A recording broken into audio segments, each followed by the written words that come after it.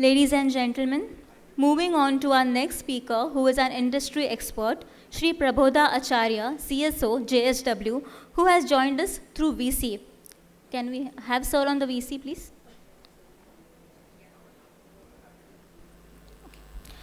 Shri Acharya, an M.Tech in Environmental Engineering, has a career span over 3 decades in corporate environmental management, focusing on emissions reduction, climate change, sustainability strategies, and policy development in various sectors and regions. Over to you, sir. Thank you. Good afternoon, everybody. I hope I am audible. I'm sorry. Yes, sir, you're audible. You're audible, sir. And my slides are visible. Thank you very much. I'm sorry I could not be present with you all because of other reasons. I'm sitting in the factory. But I'd like to thank IBA for giving me an opportunity to speak about how JSW Steel is driving decarbonizations in one of the very difficult to abate sectors. So to start with, and just let me see if the slides are changing. Okay. So to start with, when we look at decarbonizations, we don't look at it only to reduce our emissions. We look at sustainability in a holistic manner. And that is where we have developed a framework that consists of 17 focus areas that is supported by appropriate policy commitment and relevant details of standards to drive the changes across our operations. But if you could see, the most important factor at the top of those focus area is climate change, both mitigation and adaptations. What I'm going to, in next quickly for 10 minutes or so, I'm going to take you through that what our targets are, how we are driving those changes, and what our aspirations are. In the process, we are ensuring that we are having the right collaborations with the thought leaders to learn from themselves and to have the right technology implemented across our operations to drive changes. To start with, we have a specific target taken for ourselves for a short-term target. But our target for 2030 to reduce our emission intensity by 42% from our base year, which is aligned with India's NDC.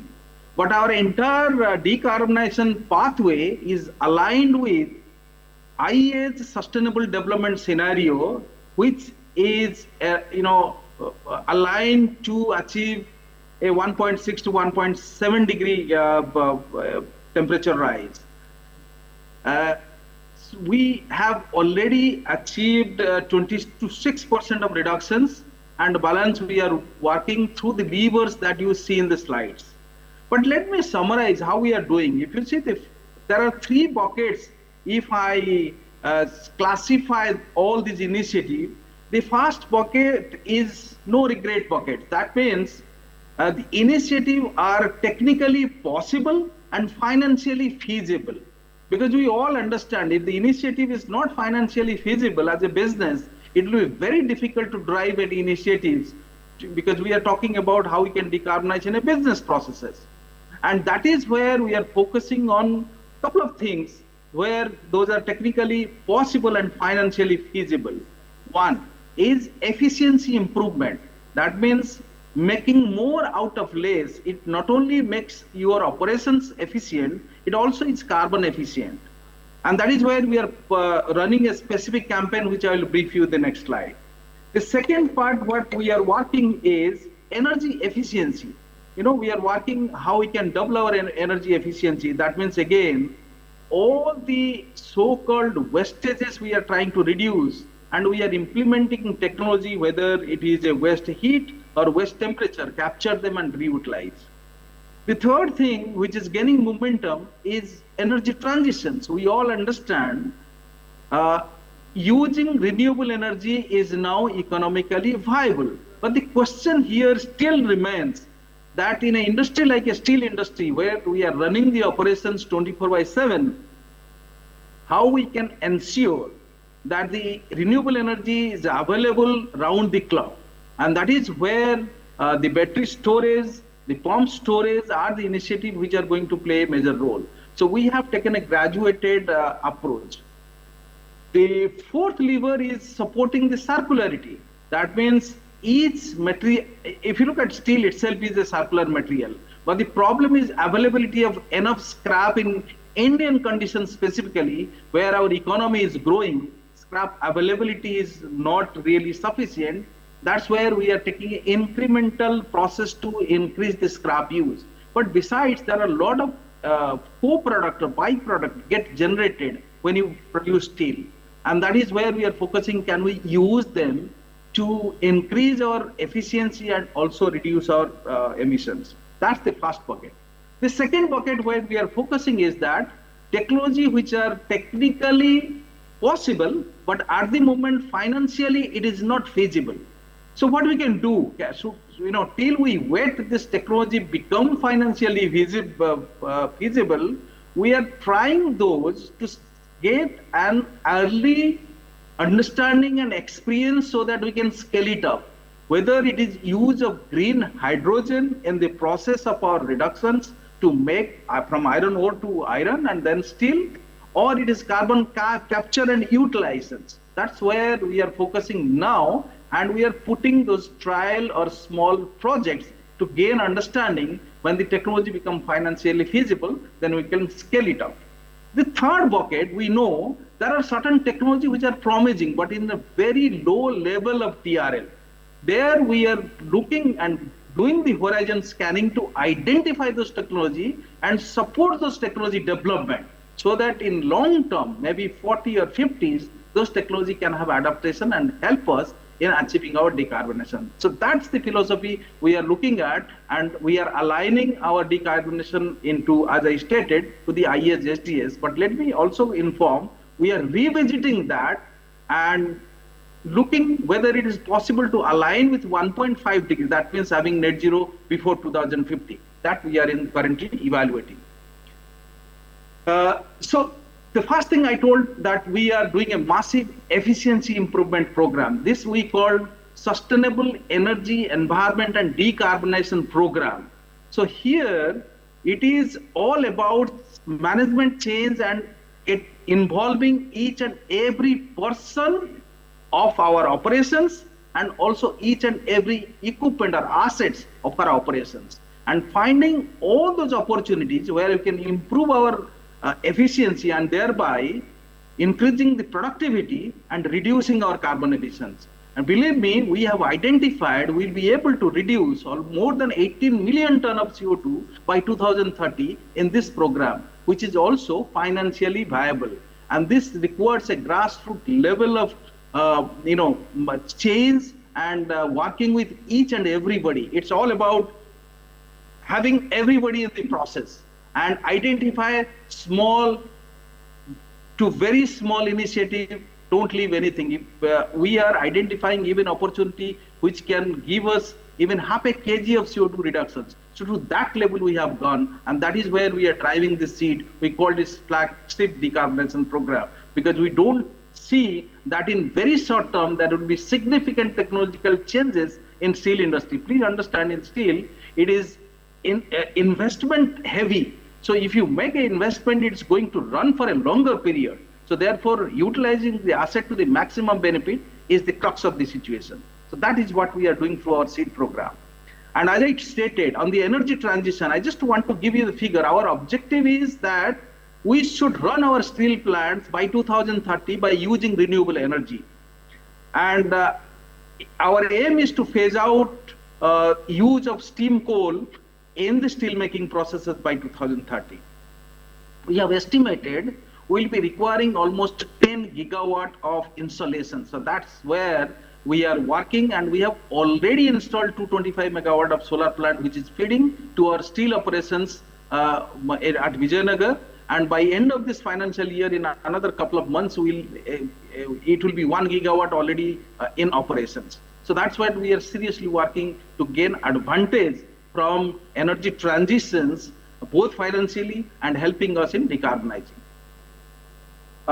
The third, I talked about circularity. I gave example that circularity is not, the steel itself is circular, but there's a lot of processes which are a lot of feedstock, both from outside and from steel plant, is going to help in reuse to reduce the CO2 emission. Let me give you an example like waste plastics, which is a societal nuisance at the moment, which of course was, when it was invented, it was called a wonder material, but now it is becoming a problem. So now we are collecting those waste plastic and trying to inject in our operations to remove use of certain, coal material. And we have done that in our electric arc furnace, which is running smoothly. We are now evaluating to use in our coke oven making process and in the iron making processes. So that's one example. Second example, the waste which comes from iron making, which is called blast furnace slag. Earlier it used to be a waste and it used to occupy a lot of land to dump it. But now it is a material that is used in cement making, and it's have an economic value. So that is another example. So third example, I can say that on the carbon circularity, there are a lot of gases which comes out of our processes, and carbon is required for reductions of iron ore to make iron. That's a fundamental requirement. So that's why we are trying to use those gases as a reductant and work on the carbon circularity itself. So that's where we are embracing circularity as a philosophy to decarbonization, and it's a big lever for decarbonization. But nonetheless, as I told, the third bucket where we know technologically these are feasible, but then financially these are not right now. It's not feasible, but we are working. Say one example is carbon capture and utilizations. We are already operating a 100-ton per day facility in one of our operations very close to Mumbai, where we are capturing CO2, purifying them, supplying for the use of beverage industry. But now challenge is that can we replicate that process in the main iron making process called blast furnace, where the large scale pig irons are produced, and capture those gases and use. So we are planning to have another 100 TPD soon to see. But the next challenge is that what are the utilization avenues, and will they be commercially viable? That's the big question where we are dealing at the moment. The third phase will come when it will be stored, but that's going to take time because storage doesn't have any economical value. So only when the carbon cost becomes very unviable, so people think of carbon storage. So besides the technical challenges of identifying the right place to store. So that is something we are looking at in a very long term, maybe beyond 2040. The other example is green hydrogen. We know green hydrogen is another source which can cleanly reduce and produce steel.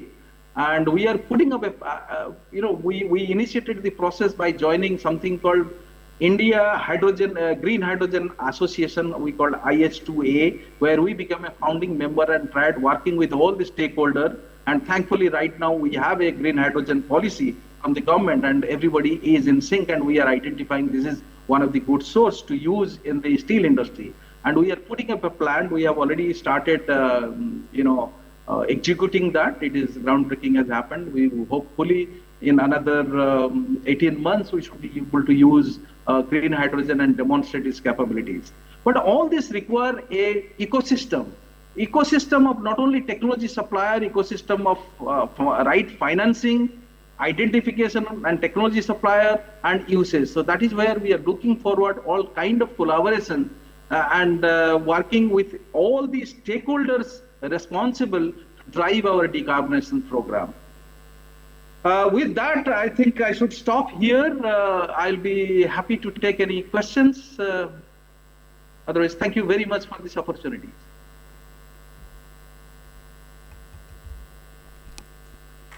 Thank you very much for those industry insights, sir. Since you're not here with us today, we couldn't present the memento to you, but hope to see you soon at our IBA office. Thank you. Thank you very much. Have a good day. Bye. Good day, sir. Bye.